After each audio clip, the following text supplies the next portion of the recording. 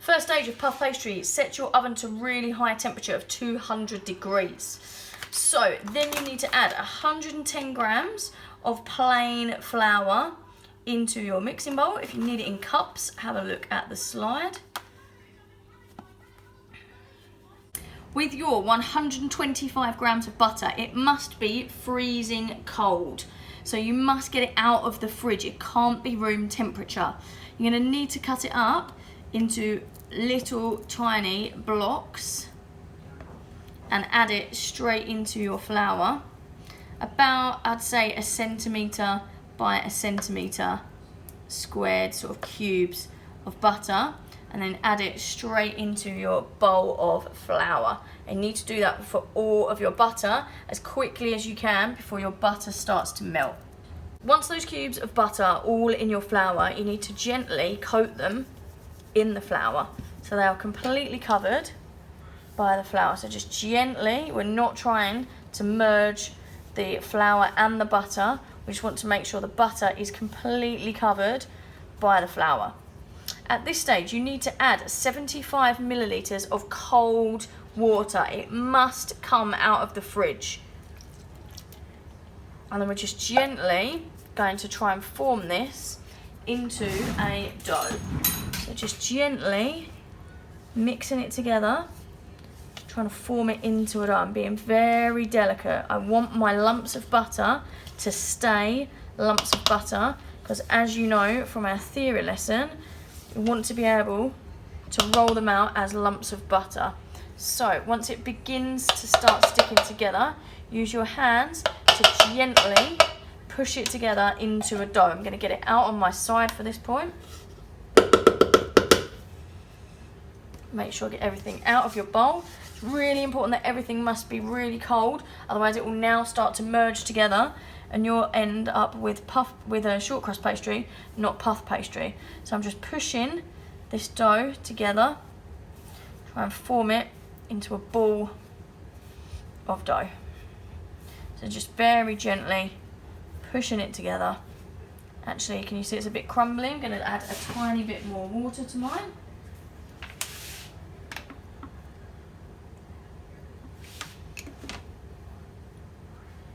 Just getting it to merge all of that flour into a ball. And if you can see, still see all my big lumps of butter. I'm being very delicate to make sure that they are all still there. Okay, once it's resembling a bit of a rough ball, as I said, lumps of butter, you can see them throughout. That's what you want to have. It should be a rough dough. I'm going to add it to a sandwich bag, or you can put it back in a bowl if you don't have a sandwich bag. And I'm going to put it in the fridge for about 20 minutes to get that butter to really firm up again. If you've got any extra flour that hasn't been combined, add that into your sandwich bag as well. And you're going to add that into the fridge for about 20 minutes whilst you wash up. So far, we want that to start hardening up. Okay, so it's been chilling for a good 20 minutes, if not longer. You're going to tip it out onto your desk, and then we're going to, first of all, make sure your desk is very floured. The butter in here will stick to your surface. You're also going to make sure that your rolling pin is nicely floured, and you're going to very gently, I've got no pressure, I'm just gently pushing down on top of my dough here, just very gently, look, just fingertips. No, as soon as you push down, you'll mush the dough into the rolling pin. So very, very gently. Just rolling out my dough until it's about 1 centimetre thick. So when rolling, what you want to be able to see is the very evident butter here. It's called marbling. Once you have it about 1 centimetre thick, don't want to go any thinner than that because otherwise it will rip. So you want to fold the top 1/3 down and the bottom up and on top. And at that point, you want to rotate your dough 90 degrees. Make sure again you've got a very well floured surface, and then we go again. If your dough at any point begins to stick to your desk or to stick to your rolling pin, you just want to place it in the fridge again for another 10 minutes just to get that butter to firm up.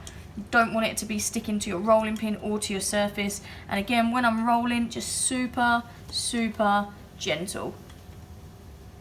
Again, we're going to fold it, a third down from the top, a third up from the bottom, and as you can see, my butter is starting to melt on my desk. So at this stage, I'm going to put it straight back into my sandwich bag, and I'm going to place it into the fridge for another 10 minutes and just get that butter to firm up again. If yours isn't melting, by all means continue to roll and fold. You want to do that process about 5 or 6 times. For the filling of your sausage rolls, you need to grab your sausage meat and add that to your bowl first of all. Add that in, pretty gross. There we go. Okay, next. On your ingredients, you were asked whether you wanted to do some onion or some mushroom. So I decided to chop my onion really, really finely, and I've caramelized it for about 10 to 15 minutes. I'm going to add that in. You don't have to caramelize your onion. I just think it adds a lot more flavor. Obviously, you know how to do that from when we did the French onion soup. So just a case of chopping your onion nice and small and frying it on a medium heat with a little bit of olive oil until you have got that nice golden color to it. If you don't want to caramelize your onion, you can just chop your onion up into really, really tiny brunoise pieces and add that in. Equally, there was mushrooms on your list, so if you decided to add mushrooms in, you just need to sweat them out. So you need to put them into a frying pan with a tiny, tiny bit of oil, and obviously cut them up quite small and fry them off, just so that you're sweating them out, you're getting the liquid out of your mushrooms, otherwise the liquid's going to come out in your sausage rolls. Next, you're going to add a tablespoon of thyme or oregano if you have it. This is just to add flavour, so it's not absolutely necessary, but if you have it, definitely add it. The same with a bit of Worcestershire sauce or balsamic vinegar or soy sauce, tablespoon of that, again just for flavour. So if you don't have it, you don't have to add it. You can add a tiny bit more. And then also hot sauce or Tabasco sauce, again just for flavour, you don't have to add it. There we go. You then need to give it a bit of a season, so add your salt and pepper.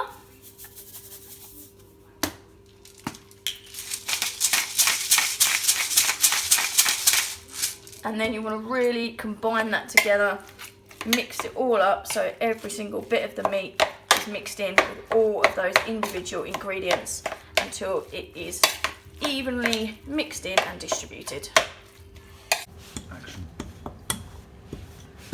So once you have rolled your pastry and folded 5 or 6 times, you need to roll it out flat, ideally in a bit more of a square shape than this. And you want to make sure there's plenty of flour underneath so that your dough doesn't stick. I'm then going to divide my mixture into 2.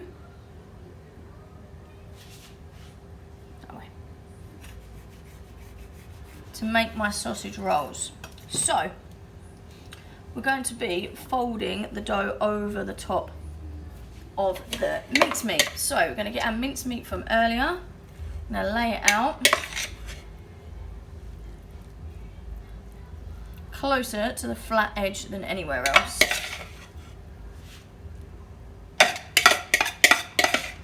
And distribute it all along that flat edge. Okay, so even distribution of the sausage meat. Then I'm going to grab my glaze, which is just an egg mixed with a little bit of milk, and I'm going to run my pastry brush along the flat edge. If you haven't got a pastry brush, you can just do it with your fingertip. Then I'm going to fold over my pastry to that flat edge. I'm just going to use my fingers to push it down where it meets. The egg and the milk mixture will be creating a glue. I'm just going to trim off my ends so they're nice and neat. And I'm going to trim off a little bit of this flat edge, although you can keep it on if you wish, you just have a bit more puff pastry. I'm going to use my fork to just crimp along the edge. So I'm just pushing my fork down, A, to make sure that my sausage rolls stay in, meat stays inside, and B, for aesthetics, to make it look just that little bit more professional. So you've got a lovely crimped edge. Then you can cut your sausage rolls up into however big or small sausage rolls you like. They could be tiny ones, they could be giant ones, it's entirely up to you. I'm going for about 5 centimeters long, I think, for mine. But they're your sausage rolls, you decide how big or how small you want them. And then I'm going to place them into my baking tray that I've already put some flour in to make sure they don't stick when they come out the oven. Although they should be pretty buttery, so they shouldn't be sticking anyway. Then I'm going to glaze on top of my sausage rolls with the same egg and milk mixture. And I'm going to sprinkle with a little bit of sesame seeds. If you don't have sesame seeds, no need to add them.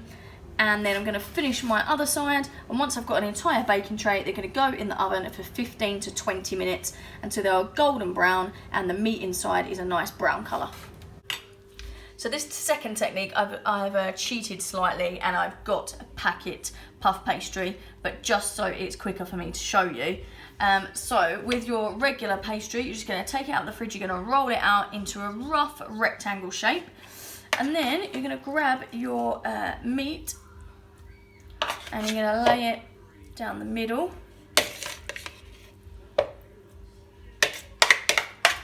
And we're going to turn this into a plait or a braid.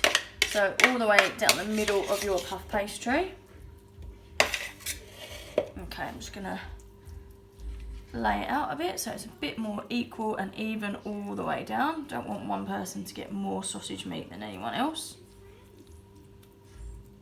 Then, using your knife, just going to slice down the edges to get nice strips, about 2 or 3 centimeters thick.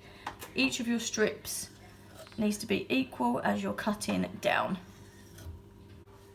So once you have the sides cut, like I said, 2 to 3 centimeters, you're going to actually chop off the tops.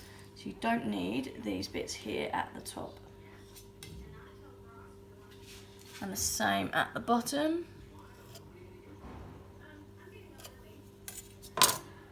Then both of those are going to fold inwards. So I'm going to fold this one inwards like this, and fold this one inwards exactly the same way. Next, your puff pastry is going to go across your sausage meat. Mine is already melting and sticking to the side, so make sure you're a bit quick in this.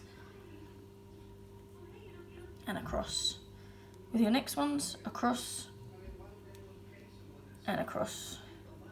Next one, across and across, so you're braiding it in and over your sausage meat. Again, in and across, in and across, and across, all the way straight to the bottom. And when you get to the bottom, you can either cut these off or we can just put them underneath.